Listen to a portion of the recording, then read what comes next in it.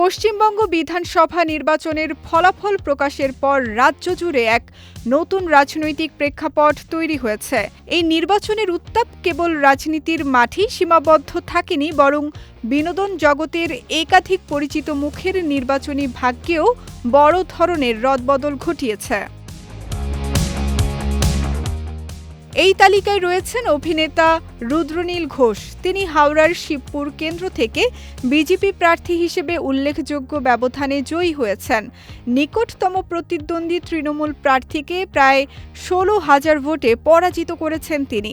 রাজনৈতিক জীবনের দীর্ঘ পথ পরিক্রমায় বাম পন্থা থেকে তৃণমূল ঘনিষ্ঠতা এবং সবশেষে বিজেপিতে যোগ দেওয়ার পর এই জয় তার রাজনৈতিক ক্যারিয়ারে এক নতুন মাত্রা যোগ করল।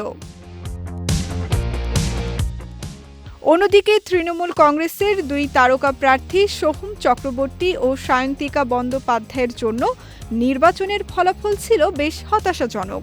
নদিয়ার করিমপুর কেন্দ্রে সোহম চক্রবর্তী প্রাথমিক রাউন্ডগুলোতে এগিয়ে থাকলেও শেষ মুহূর্তের নাটকীয়তায় পাশা উল্টে যায়। শেষ পর্যন্ত বিজেপি প্রার্থীর কাছে তিনি প্রায় 10,000 ভোটের ব্যবধানে পরাজিত হন। বরানগড় কেন্দ্রেও তৃণমূল প্রার্থী সায়ন্তিকা বন্দ্যোপাধ্যায়ের জন্য ফলাফল ইতিবাচক ছিল না।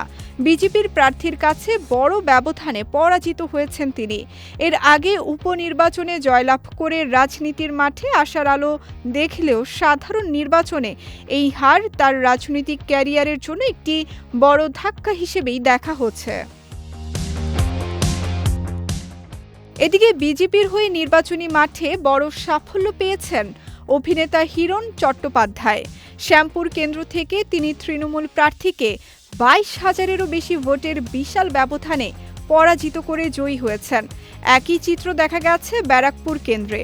সেখানে তৃণমূলের তারকা প্রার্থী ও চলচ্চিত্র নির্মাতা রাজ চক্রবর্তী বিজেপির প্রার্থীর কাছে 15,000-এরও বেশি ভোটে পরাজিত হয়েছেন।